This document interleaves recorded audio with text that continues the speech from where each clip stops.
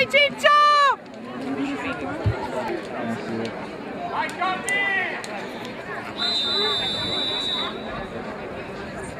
Giganti.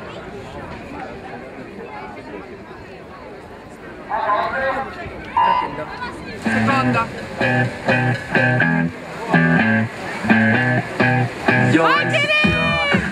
Don't know what for. You're tired when you walk through the door. Don't need makeup to cover up. Even the way that you are is enough.